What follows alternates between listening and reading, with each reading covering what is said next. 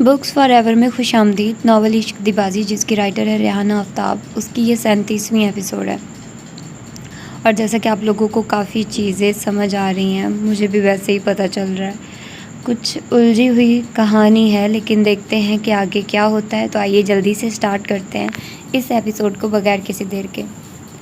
मुझे भी हर्फ़े सदाकत की भीख दे मालिक, तेरे दर की भिखारन हूँ और कतार में हूँ। मैं वापस जा रही हूँ, इस यकीन के साथ कि जो रिश्ता तूने अपने महबूब के घर बनाया है उसे हमारी आखिरी सांस तक कायम रखेगा। उसे कुछ नहीं होना चाहिए अल्लाह। वो एक शख्स मेरी कुल कायनात है, उसकी हिफाजत की ज़िम्मेदारी तुझे सौंप रही हूँ कि तुझसे बढ़ के कोई मुहाफिज नहीं। मैं वापस आऊँगी, अपने महरम के साथ फिर से आऊँगी। गिलाफ़े काबा पे अलविदाई निगाह जमाए, पल के नम लेकिन दिल आसूदा था। उसकी हिफाजत की ज़िम्मेदारी सौंप के वो जैसे पुरसुकून सी हो गई थी। हवेली के बाहर ही एक जमे गफ़ीर ने उनका वालहाना इस्तकबाल सबके साथ इशाल लौट आई थी किया था। गांव के रास्ते में जगह जगह फूलों के हार लिए मर्द और औरतें उनके इस्तकबाल के लिए मौजूद। जुमर्द बेगम और हवेली वालों से अपनी अकीदत का मुजाहरा कर रहे थे। उन्हें जगह जगह गाड़ी रोककर लोगों से मुबारकबाद वसूल करना पड़ रही थी। गाड़ी में हार का एक मेला लग गया था। रास्ते की तवालत से बेजार इशाल जहांगीर जल्द से जल्द हवेली पहुंचने की ख्वाह थी। एयरपोर्ट पर ड्राइवर को देख के वैसे ही मूड ऑफ हो गया था। जाने वो अब तक लौटा था या नहीं, जाने वो किन धंधों में उलझा हुआ था कि सारा दिन बात नहीं हो सकी थी। उसके बार बार का मुख्तसर मैसेज आ गया था। रात सारी पैकिंग, होटल से चेकआउट, एयर बिजी राब्ता करने पे उसके बार बार पे पोर्ट की फॉर्मेलिटी पे निकल गई थी। फ़्लाइट में भी उससे राब्ता मुमकिन नहीं हो सका और ना ही अब, क्योंकि साथ फरियाद बरा जमान थी और वो चाहने के बावजूद उनके सामने कोई राब्ता नहीं कर सकी थी। कुछ फितरी शर्म और कुछ उसकी मसरूफियत पे गुस्सा आ रहा था। और अब जाने ये रेंगता काफ़िला कब मंजिल को पहुंचता और उससे राब्ता करना मुमकिन होता। फरियाद से उसकी बेचैनी छुपी नहीं रह सकी। जो हवेली करीब आ रही थी उनकी परेशानी भी बढ़ती जा रही थी कि जाने कब क्या हो, क्यों परेशान हो। इशाल की फिक्रमंदी भी उससे सिलसिले की कड़ी थी। तभी उसका हाथ थाम कर अपनी गोद में रख गई। वो फीके से मुस्कुरा दी। कुछ नहीं चची जान, परेशान ना हो। पीजान और हस्बैंड मुनासिब वक्त देखकर सब संभाल लेंगे। तब तक तुम फरियाल अपने किसी भी अंदाज से सच को आशिकार ना होने देना। तुम समझ रही हो ना मेरी बात। उससे कहीं ज़्यादा मुतफक्किर थी। इकलौते बेटे की ज़िंदगी दाव पे लगी थी। जाने क्या फ़ैसला आता। तब तक उनकी ममता का इम्तिहान मकसूद था। आप परेशान ना हो चची जान, मैं एहतियात करूँगी। तो जान गई थी उसकी जज्बाती तबीयत के पेश नज़र। फरियाल को डर था कि कहीं कबल इस वक्त वो सब कुछ आशिकार करके सबको मुश्किल में ना डाल दे। उसे थोड़ी सी शर्मिंदगी भी हुई थी। बहुत शुक्रिया बेटा, अल्लाह तुम दोनों को हमेशा खुश रखे, सदा सुहागन रहो। आखिरी दुआ पे सद के दिल से निकला तो फरियाल उसे साथ भींच गई। आमीन। डैड का ऐसा अंदाज पहले कभी नहीं देखा। कैसे जानते हैं वो मुनज़्ज़ा आंटी को। ईशान जहाँ कमरे का होकर रह गया था। यूं नहीं जाकर ना किसी का सामना करने को दिल चाह रहा था, ना किसी से बात करने को। तभी 2 दिन से उसका सेल फ़ोन भी ऑफ जा रहा था। अपनी परेशानी भूलकर वो उस एक बात को लेकर कब से सोचे जा रहा था। आज मुनज़्ज़ा का सोइम था, लेकिन वो चाहने के बावजूद नहीं जा सका था। जाने की हिम्मत कर भी लेता तो मावरा धक्के देकर निकाल बाहर करती। इस बात का कभी इम्कान था। और अब तो सबको ही पता चल गया होगा कि मुनज़्ज़ा को उसके धोखा देने से धचका लगा था। सब किस कदर मशकूक नज़रों से देख रहे थे। जब मावरा भड़ास निकाल रही थी, अनुषा को शायद कुछ पता नहीं था, तभी तो हैरान होती। उससे उस वक्त चले जाने का कह गई थी। अब तक तो मावरा ने उसे भी सब कुछ बता दिया होगा। उसके रिश्ते की बात करने पे किस कदर मायनी खेजी से वो मावरा को देख रही थी। और अब क्या सोच रही होगी कि वो इतना बड़ा गैम्बलर निकलेगा। जाने क्यों ये सब सोच सोच के उसे शर्मिंदगी सी हो रही थी। उसे बोलो यहाँ से चला जाए। अम्मा के कातिल ये और उसकी माँ है। हमने तो इनसे कोई रिश्ता नहीं जोड़ना चाहा था, फिर इन्हें कैसा खौफ था जो बार बार हमें धमकाने आ जाते हैं ये लोग। निकलो तुम। तो क्या मॉम उसके घर गई थी? उसका जुमला याद आया तो उसके माथे पे लकीरें उभरने लगी। तो क्या मॉम गई थी उसके घर? क्या कुछ नहीं कहा होगा उन्हें, लेकिन उनके पास एड्रेस कहाँ से आया? डैड ने दिया होगा। जब डैड के पास एड्रेस था तो उन्हें क्यों ना पता चल सका कि मावरा की अम्मा मुनज़्ज़ा है। वो सर के बाल पकड़ के रह गया। जाने कैसा गोरख धंधा था। वो जितना सोच रहा था उतना उलझता जा रहा था। हवेली में उनका परतपाक इस्तकबाल हुआ था। इस्तकबाल करने वालों में चौधरी अशमत भी शामिल थे। तभी सब गर्मजोशी से ही मिल रहे थे, लेकिन अदब को मलहूज़ रख कर लड़कियां इशाल से अपनी अपनी दुआओं की तफ्शीश कर रही थी। और उसकी नज़रें हवेली की दरों दीवारों से भटक कर गोद में रख के सेल फ़ोन पर जाके रुक जाती थी। तन्हाई नहीं मिल रही थी कि वो फ़ोन को इस्तेमाल में लाती। फिर खाने का दौर शुरू हो गया था। दिया और फायज़ा ने मुलाजमाओं के साथ मिलकर खासा दावती रंग दिया हुआ था। जरीश जो साथ लग के फरियाल के बैठी रही तो बैठी ही रही। आप सबकी आमद का सुन के रईस मियाँ और उनकी फैमिली भी मुबारकबाद देने के लिए आना चाह रही थी, लेकिन हमें मुनासिब नहीं लगा कि एक घरेलू दावत में उन्हें भी मदऊ किया जाए। और इशाल का दिल जल के खाक हो गया। चौधरी अशमत मजीद उन्हें फिर कभी टाल दिया कह रहे थे। आना तो जहांगीर भी चाह रहा था, वो निकाह की डेट कंफर्म करना चाह रहा था, लेकिन जाने अचानक कौन सी मसरूफियत आ पड़ी कि उसने अन वक्त पे मना कर दिया। अगर वो आ जाता तो हमें रईस मियाँ की फैमिली को भी इनवाइट करना पड़ता। अच्छा होता दोनों शादियों की बातें एक साथ ही तय पा जाती। आए चंद घंटे नहीं हुए थे कि वही मनहूस बातें शुरू हो गई थी जिनसे बचने को वो इतनी दूर गई थी, और उस रब ने नवाजा भी था, लेकिन आते ही इस किस्म की बातें दिल ही जला रही थी। चौधरी असफन भी जान के साथ फरियाल भी एक लम्हे के लिए फरीज हो गई थी। फरियाल ने बेसाख्ता उसकी तरफ देखा था और नज़रों ही नज़रों में उसे नॉर्मल रहने का इशारा करने लगी, तो वह सर नीचे किए खाना जहर मार करने लगी। खाने के बाद चाय कॉफ़ी का दौर चला था। शाजिब शमून मर्दों में बैठा हुआ था, शनाया भी किसी कदर जामा में थी। दिया पास ही थी, लेकिन अब उन्होंने महसूस किया था वो उनसे भी बात करना पसंद नहीं करती थी। कोई ज़रूरी बात होती तो कर लेती थी, वरना नहीं। बल्कि माहम ने तो बड़ा अच्छा जुमला फेंका था। अपनों ने जितनी बेगानगी जताई थी, इसके बाद हवेली आकर तो आपका खून ही सफ़ेद हो गया। अपनापन बचा ही कहाँ था जो वो कोई बात भी शेयर करती, जो कि वो हवेली के बहू का दर्जा पा चुकी थी। बड़ी होने का शर्फ हासिल हुआ था, तो दिया की यही कोशिश थी कि वो हर मामले में बड़ापन दिखाए। तब भी उसे भी बोल बोल के काम में लगाए हुए थे, और वो बेदिली से ही लेकिन कर रही थी। गाँव की औरतें मिलने के लिए आ गई तो जुमर्द बेगम उठकर उनके पास जा बैठी। सब ने फरियाल को भी पकड़ के साथ बिठा लिया और सब बारी बारी हार पहनाने लगी, मिठाई खिलाने। शाल को इन सब हंगामों और भांत भांत के लोगों से उलझन होने लगी थी। तभी आराम का बहाना बनाकर अपने कमरे के बजाय दबे कदमों छत की सीढ़ियों की तरफ बढ़ गई। चौधरी अशमत की बातें जहन परांगदा कर गई थी। यकीनन जो होना था बहुत जल्द हो जाना था। कम अज़ कम आसार तो यहीं बता रहे थे। दिल एकदम से बोझल हो गया था। कुछ हो जाने का खौफ दामन गिर होकर दिल को परेशान करने लगा था। झूले पे अपनी मखसूस जगह पे बैठते वो अफसुर्दा थी। उसकी सूरत भी नज़र नहीं आई थी कि उसे देख के बात करके कोई तशफ़ी मिलती। तब भी हौले हौले झूला झूलते लब नज़म पढ़ने लगे थे। ए मन के शाह सरताज पिया, तेरा मुझ पर दाइम राज पिया। हमें दीद की रातें बख्शो ना, हमें करवा दो मेराज पिया।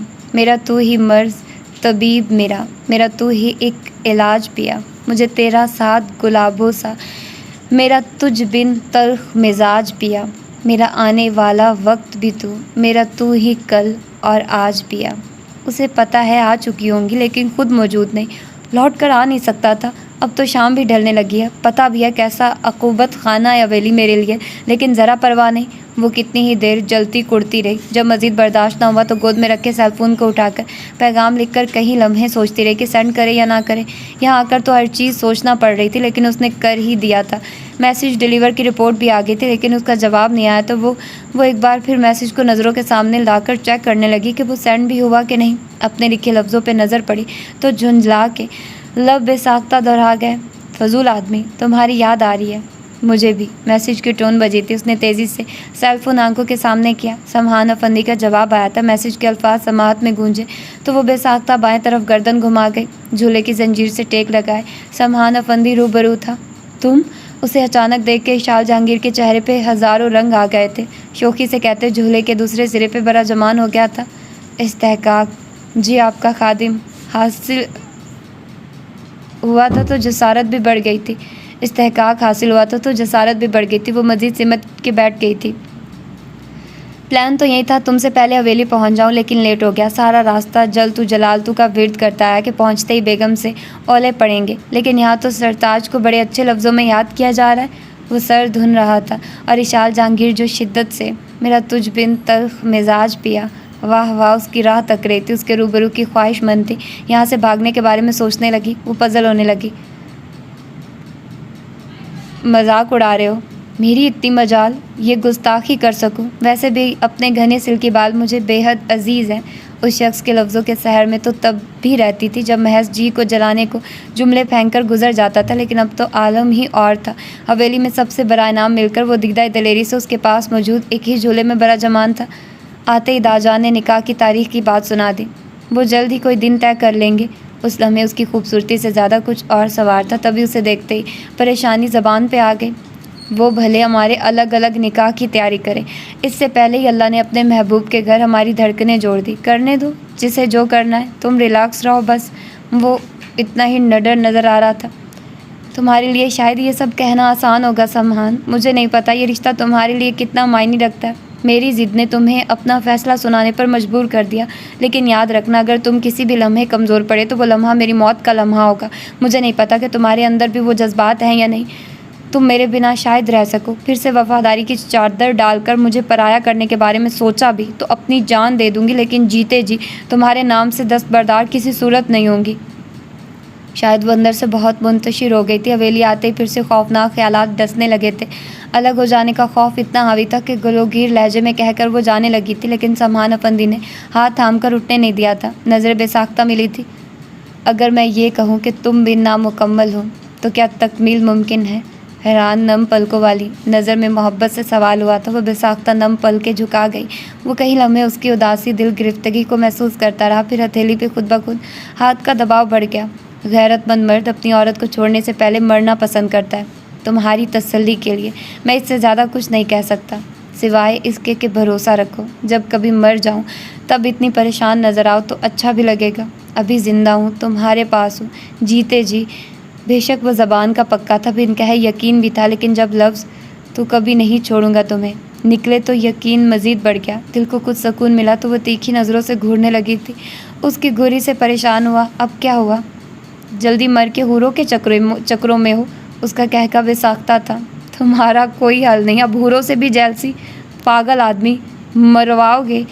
किसी को शक हो गया कि हम यहाँ हैं तो खैर नहीं होगी। वो बेसाख्ता उसके कहके को रोकने के लिए उसके मुंह पे हाथ रख गई थी। इस बेख्तियारी हरकत का एहसास उसके चेहरे के बदलते रंगों ने करवाया तो एकदम से झिझक के हौले से हाथ हटाकर हथेली पे उंगलियां मसलने लगी। वो शायद उससे उस झिझक से निकालना चाह रहा था, तभी बात बढ़ा गया। जेलस ना हो, उन हूरों की मलका भी तुम ही होगी। लेकिन इशाल से फिर बैठा नहीं गया। वो तेज़ी से सीढ़ियाँ उतर गई थी और झूले पे बड़ा जमान सम्मान अफंदी कई लम्हे उसी रास्ते पे नज़रें जमाए बैठा रहा। कमाल है, पहले तो हमारा बच निकलना मुश्किल होता था। हर जगह मोहतरमा के हाथों पकड़े जाते थे और लंबी सांस लेते इर्द गिर्द का। अब ज़रा सा कुछ जायज़ा लेता है। अब ज़रा सा कुछ हुआ नहीं कि मोहतरमा की दौड़ें लग जाती हैं। चले जी, हम भी यहाँ से कूच करें। जब मोहतरमा ही नहीं है तो यहाँ बैठकर करना क्या? बालों में उंगलियाँ फेरते वो नीचे जाने लगा था। चाल में सरशारी सी दौड़ रही थी। मौत की आगोश में जब थक के सो जाती है माँ, तब कहीं जाकर सुकून थोड़ा पा जाती है माँ। फिक्र में बच्चों की कुछ इस तरह घुल जाती है माँ। नौजवान होते हुए बूढ़ी नज़र आती है माँ। ओढ़ती है खुद तो गुर्बतों का वो सीधा कफन, चाहतों का पहरहन बच्चों को पहनाती है माँ। रूह के रिश्तों की गहराइयाँ तो देखिए, चोट लगती है हमारे और चिल्लाती है माँ। जाने कितनी बर्फ़ सी रातों में ऐसा भी हुआ। बच्चा तो छाती पे है, गीले पे सो जाती है माँ, अपने पहलू में लिटाकर, और तोते की तरह अल्लाह अल्लाह हमको रटवाती है माँ। घर से जब भी दूर जाता है कोई नूरे नज़र, हाथ में कुरान लेकर दर पे आ जाती है माँ। दे के बच्चों को ज़मानत में रज़ाए पाक की, पीछे पीछे सर झुकाए दूर तक जाती है माँ। कामती आवाज़ से कहती है बेटा अलविदा, सामना जब तक रहे, हाथों को लहराती है माँ। लौट के जब भी सफ़र से घर आते हैं हम, डाल के बाहें गले में सर को सहलाती है माँ। प्यार कहते हैं किसे और ममता क्या चीज़ है, कोई इन बच्चों से पूछे जिनकी मर जाती है माँ। साल भर में या कभी हफ्ते में जुमेरात को ज़िंदगी भर का सिला एक फातिहा पाती है माँ। सोम के सार बाकी थे। माहौल में अगरबत्ती और लोबान की खुशबू रची बसी थी। कुरान शरीफ पढ़ते आंखें बार बार भीग रही थी, लेकिन मुनज़्ज़ा बहुत दूर जा चुकी थी। वो लाख रोती गिड़गिड़ाती, लेकिन उनकी वापसी नामुमकिनात में से थी। सोम का इंतज़ाम यासिर ने किया था। लोग पेट भर के जा चुके थे। साइमा और यासिर काफ़ी देर तक बैठे रहे थे। फिर वो चले गए तो यसरा भी जाने की तैयारी करने लगी। उनकी बेटी सक्खर से आ रही थी। घर जाके अभी उसके इंतज़ामात भी देखने थे। सब जा चुके थे, अब वो तीनों ही रह गए थे। यासिर अनुषा को कुछ कहने का इशारा कर रही थी और वो सर हिलाकर मावरा को देखने लगी थी। मावरा, अम्मा तो अब जा चुकी हैं, तुमने अपने बारे में कुछ सोचा है? अकेली यहाँ कैसे अनुषा का कैसे रहोगी? अनुषा का दिल ये सवाल करते भर आया था। उसकी तन्हाई का एहसास करते मुनज़्ज़ा की यही दिली ख्वाहिश थी कि उसे भी जल्द से जल्द अपने घर का कर दे, लेकिन शायद उनकी किस्मत में नहीं लिखा था कि वो मावरा को भी अपने घर का देखती। सोचना क्या है, हमारा एक दिन अम्मा के बिना नहीं गुजरा कभी। और देख लो आज सोइम का दिन भी वो बहुत आ गया, रह लिए ना हम। वो बहुत दर्द से कह रही थी। सफ़ेद दुपट्टे के हाले में उसका चेहरा बेहद उदास और मुज़म्मिल था। बेशक सब्र देने वाली ज़ात अल्लाह की है, लेकिन तुम्हारा यहाँ अकेले रहना किसी तौर मुनासिब नहीं है। ना तुम इस घर का किराया और दीगर अखराजात उठा सकोगे। इसलिए यासिर और मेरी ख्वाहिश है कि तुम हमारे साथ हमारे घर चलो। उसने छूटते ही इनकार कर दिया था। नहीं अनुषा, ये किसी सूरत मुमकिन नहीं है। तुम मेरे लिए छोटी बहन की तरह हो मावरा। अम्मा जल्दी ना चली जाती तो बड़ी होने के नाते वो ये बात खुद तुमसे करती। चली चलो हमारे साथ, ताकि अनुषा भी तुम्हारी तरफ से बेफिक्र रहे। दुनिया बहुत बुरी है, तुम दरवाजे पे पड़ने वाली हर अच्छी बुरी दस्तक को रोक नहीं सकती। यासिर का अंदाज नासहाना था। मुझे आप या आपकी फ़ैमिली के खलूस पर कोई शक नहीं है यासिर भाई, लेकिन अम्मा ने हमें खुददारी का जो सबक पढ़ाया उसे भूलना मुश्किल है। ये बात अनुषा भी बहुत अच्छी तरह जानती है। रही दुनिया की बात, तो दुनिया तो उस वक्त भी बुरी थी जब अम्मा ने तन तनहा हम दोनों की परवरिश की। बहसीयत इंसान मेरी माँ में शायद हज़ारों बुराइयाँ हो, लेकिन एक बात तो माँ का तसव्वुर करते, उसके चेहरे पर फ़ख्रिया मुस्कुराहट फैल गई थी। एक बात तो तय है, माँ वो कमाल की थी। और तुम मेरी फ़िक्र में हलकान ना हो, बल्कि ससुराल में कदम जमाने की सोचो। अभी शादी को दिन ही कितने हुए हैं, पहले खुद तो सेट हो जाओ वहाँ।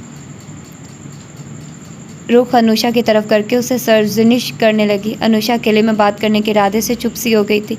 मावरा का अकेलापन उसे परेशान कर रहा था और वो इस बात को अहमियत देने के लिए तैयार ही नहीं थी। अरे ये इतना सारा क्या उठा लाई? पर्स जलाती नरमीन और उसके पीछे दो मुलाजिम ढेरों शॉपिंग बैग्स उठाए चले आ रहे थे। निकाह की शॉपिंग करने गई हुई थी माम, बस ये कुछ चीज़ें पसंद आ गई तो ले ली। ब्यूटिशियन से भी बात हो चुकी है, निकाह कराची में होगा या गांव में। उसे हैवी अमाउंट ऑफ़र करके चलने के लिए बुक कर लिया है। डिज़ाइनर के पास से भी होती आई हूँ, 1-2 दिन में निकाह का ड्रेस भी आ जाएगा। ये तो बस कुछ मैचिंग ज्वेलरी, जूते, पर्स और दीगर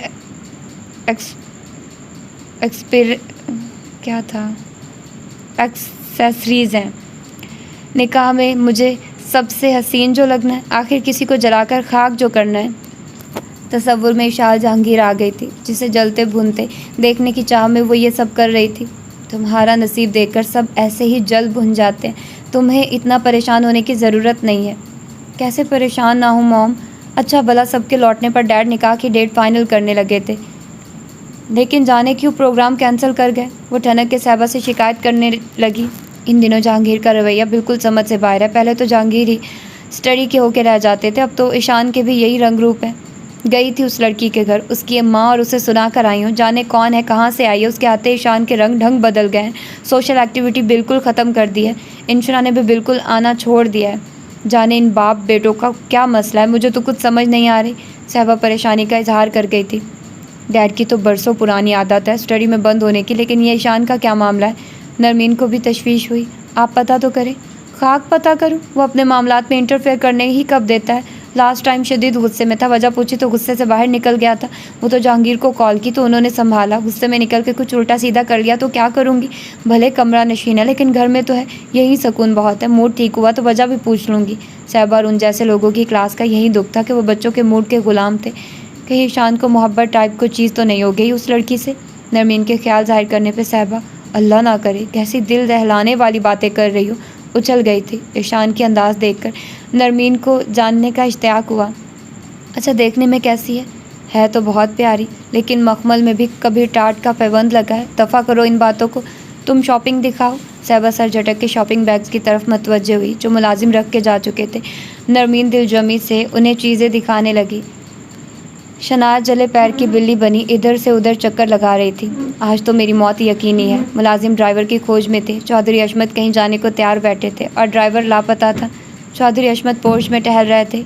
ये ड्राइवर है कहाँ? देर हो रही है। चौकीदार जवाब देता, बता के नहीं गया साहब, हमें देर हो रही है। ऐसा करो शाह को उठाकर हमारा पैगाम दो कि हमें कहीं जाना है, जल्दी से आए। ड्राइवर को हम बाद में देख लेंगे, अभी तो उसका नंबर भी बन जा रहा है। चौधरी अशमत ने करीब से गुजरते मुलाजिम के हाथ पैगाम भिजवाया तो पेड़ों की बाउंड्री की ओट में होकर शनाया चौधरी सर पकड़ गई। उफ, इस हिटलर को पता लगा तो जान ले लेगा। वैसे ही तबीयत ठीक नहीं है उसकी। क्या करूं? वो चकराती फिर रही थी। उसका ख्याल आते ही वो उसे कॉल मिला गई। समहान, हाँ वो भी तो दाजान को ले जा सकता है। जल्दी चहकती हुई आवाज़ आई थी। अपनी परेशानी में वो उसकी आवाज़ पे ज़्यादा, जी भाभी बेगम हुक्म, ध्यान न दे सकी।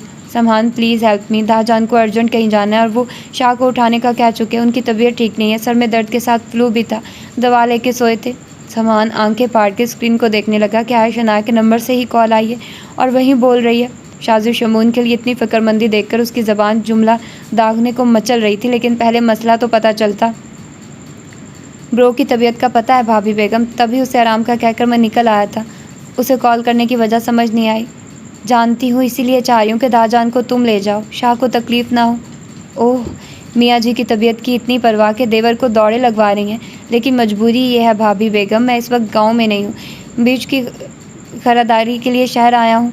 सामान जो समझ रहा था उसे जान के वो भी एक पल को सुन हो गई कि वो क्या समझ रहा होगा और उसकी फ़िक्र में कब मरी जा रही थी। उसे तो अपनी जान की अमान मकसूद थी।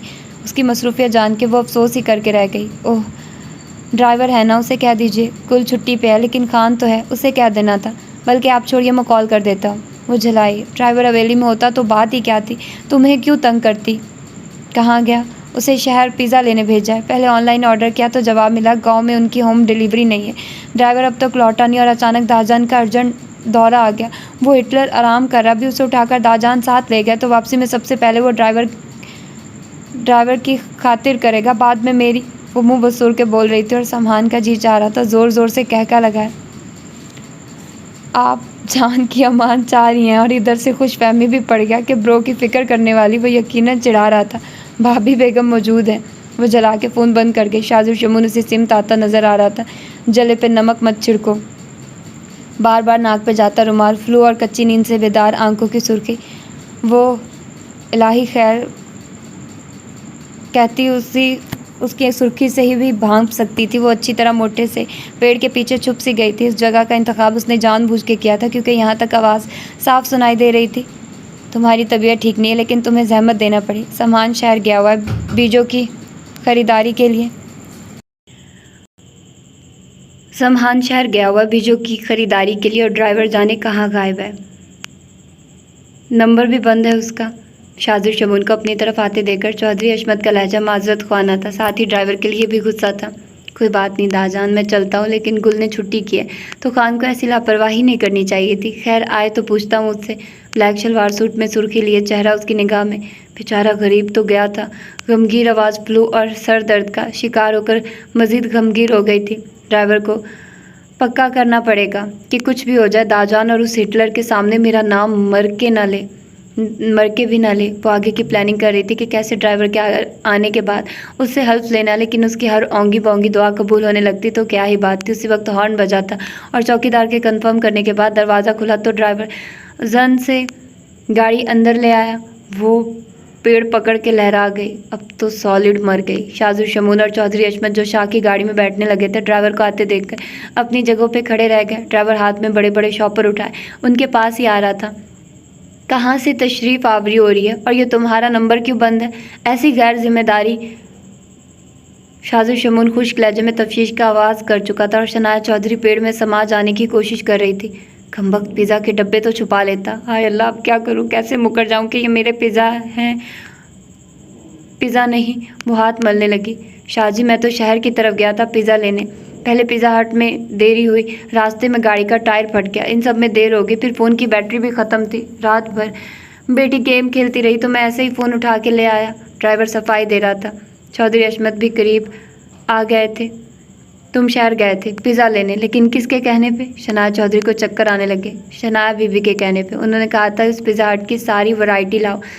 बस उसी की तैयारी में वक्त लग गया, वरना मेरी ड्राइविंग का तो पता है, आप लोगों को मिनटों में रास्ता तय करता हूँ। ड्राइवर अपनी सफाई दे रहा था। शाज़ु शमून भी नाम जानना चाह रहा था और जब उसका नाम आया तो उसे कोई ख़ास हैरत नहीं हुई।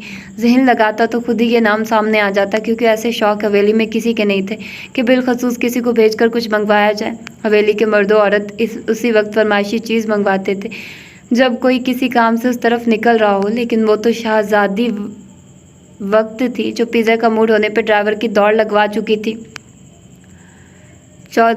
माशाल्लाह, हवेली की नई नस्ल ने बहुत तरक्की कर ली है। चौधरी अशमत का तंज में डूबा लहजा और एक नज़र शाह को बहुत कुछ बावर करवाने के लिए काफ़ी था कि उसके कमरे में रहने वाली अपनी बीवी की हरकत से वो लाइल्म था।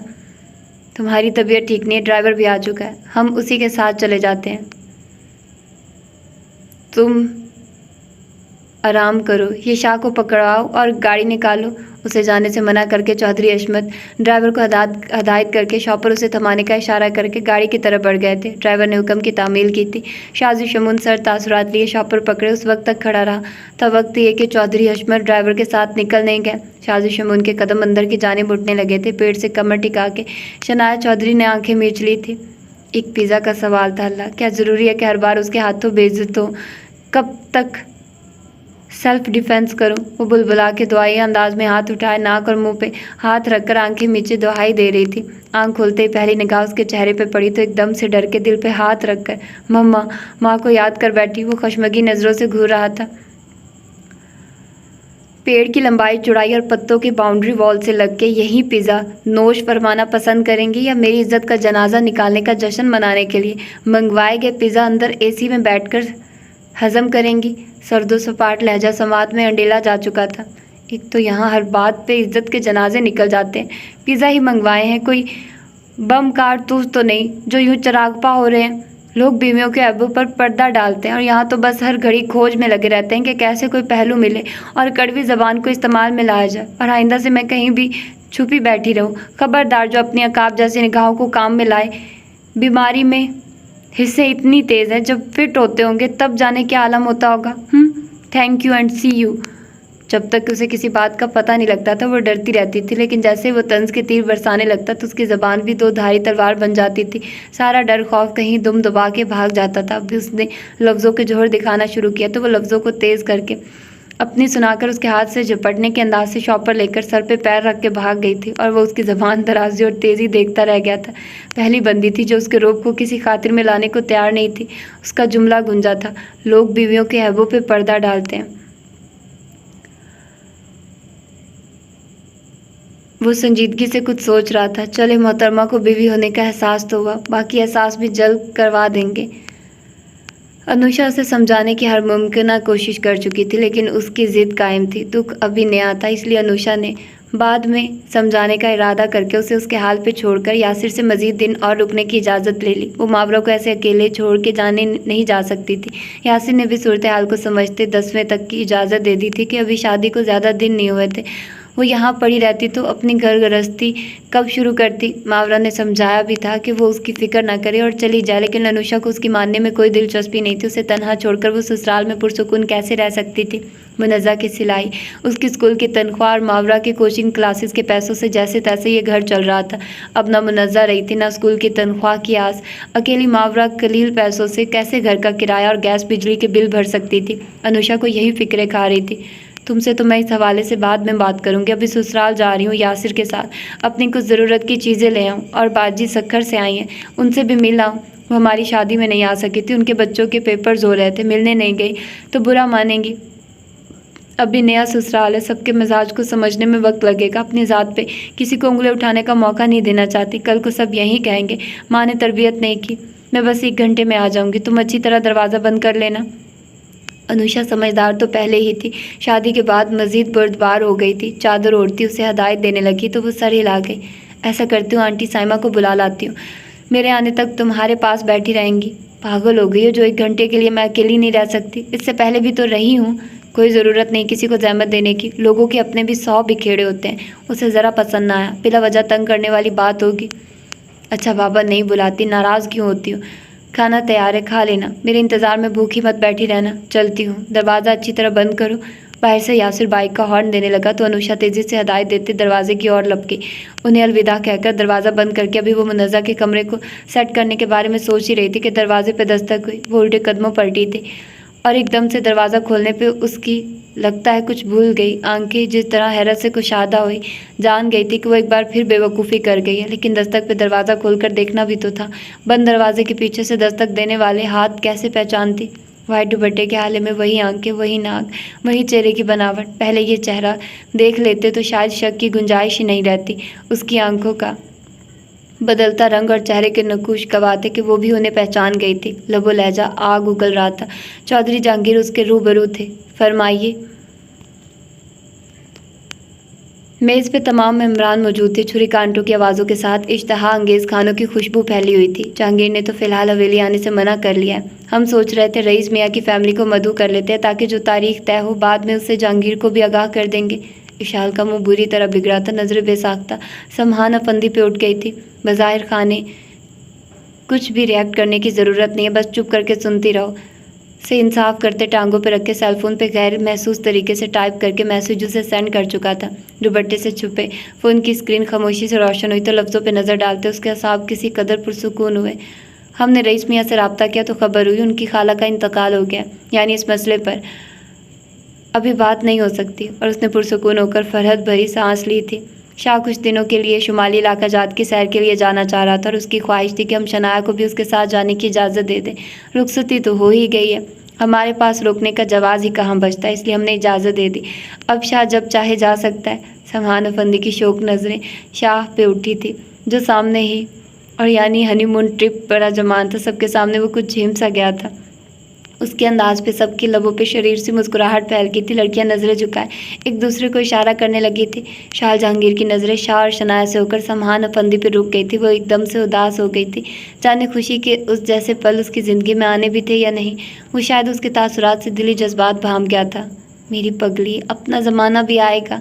तभी स्क्रीन एक बार फिर जल के बुझ गई थी। वो फीके से मुस्कुरा कर उसे देखने लगी थी जिसके चेहरे पर यकीन के सिवा कुछ न था।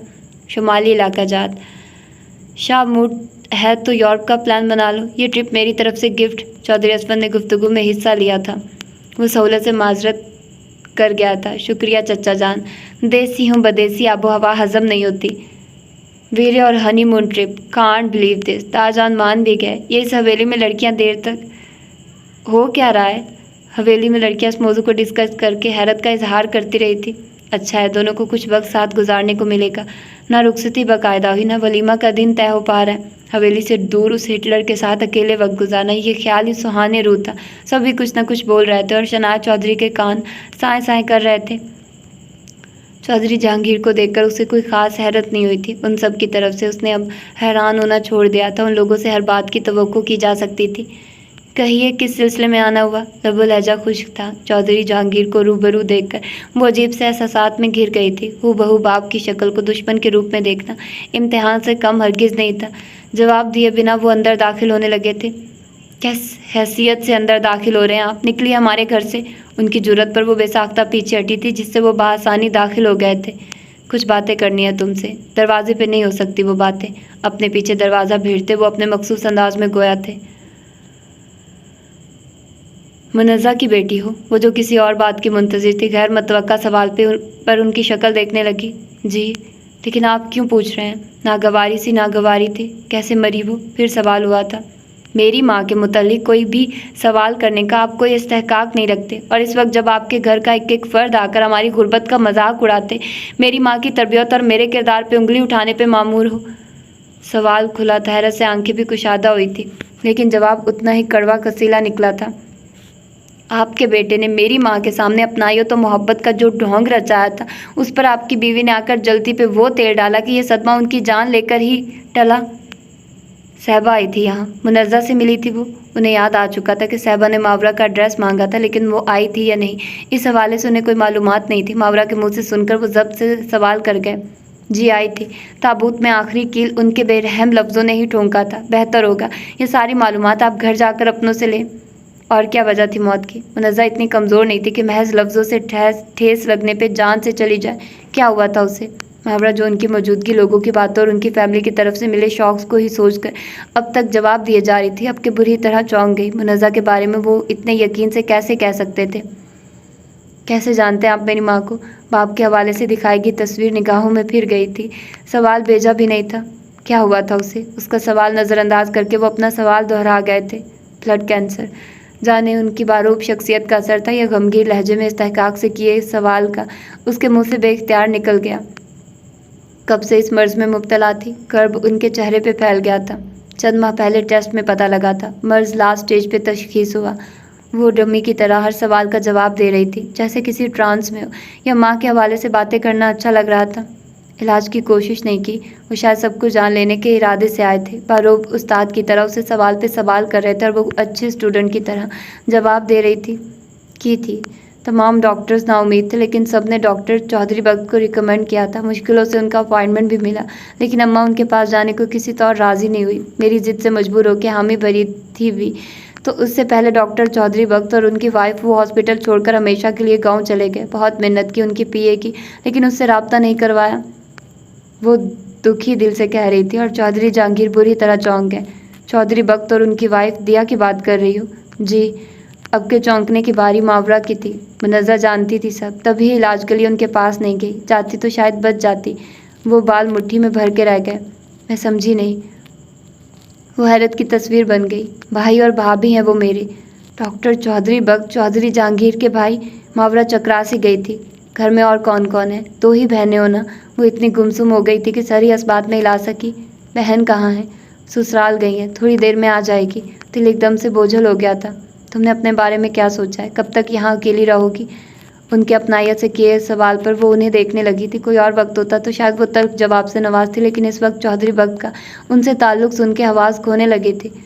मेरे साथ चलो, मेरे घर में रहो। चौधरी बख्त तो जैसे चौधरी जहांगीर तो जैसे आज हैरत की ज़्यादती से उसकी जान लेने लगे थे। मेरा आपका क्या ताल्लुक़ है जो मैं आपके साथ जाऊं? उसे ये बात अच्छी नहीं लगी थी, तभी नागवारी का इजहार कर गई। उसकी दास्त में वो उस पर तर्स खाकर ये ऑफ़र कर रहे थे। सोचने के लिए थोड़ा वक्त ले लो। आना तुमने मेरे घर ही है, खुद को अकेला मत समझना। तुम पे हर पल नज़र रहेगी मेरी। अल्लाह हाफिज़। उसे हक्का बक्का छोड़कर वो जैसे आए थे वैसे चले भी गए थे। ये वो क्यों कह गए थे? इस हॉस्पिटल में मेरे ताया और ताई डॉक्टर हैं। आपको किस डॉक्टर से मिलना है मुझे बताइए, शायद मैं आपकी कुछ मदद कर सकूं। ईशान जहां का जुमला हाफजे पे ज़ोर से दस्तक देने लगा था। तब क्या खबर थी कि जिस डॉक्टर के लिए वो पीए की मिन्नत कर रही है उन तक रसाई इतना आसान था। डॉक्टर चौधरी बख्त का नाम सुनकर मुनज़्ज़ा का मुसलसल इनकार भी उसकी नज़र में था, और अब चौधरी जहांगीर का ये कहना कि मुनज़्ज़ा सब जान के नहीं गई। आखिर ऐसा क्या राज था? मुनज़्ज़ा उन लोगों को कैसे जानती थी? बाप की तस्वीर चौधरी जहांगीर से मिलती थी, लेकिन उनका नाम याहिया सरफराज तो नहीं था। ये जान करके ईशान जहां चौधरी जहांगीर की औलाद है, मुनज़्ज़ा ने अपने असूलों में तरमीम क्यों कर दी थी? उन नक चढ़े लोगों से मुनज़्ज़ा का क्या ताल्लुक़ था? वो उन्हें कैसे जानती थी? बिना कोई जवाब दिए मुनज़्ज़ा बहुत दूर जा चुकी थी। उसका सर चकराने लगा था। तो ये थी इसकी आज की एपिसोड। मिलते हैं इसकी अगली एपिसोड में। अपना ढेर सारा ख्याल रखिएगा। अल्लाह हाफिज़।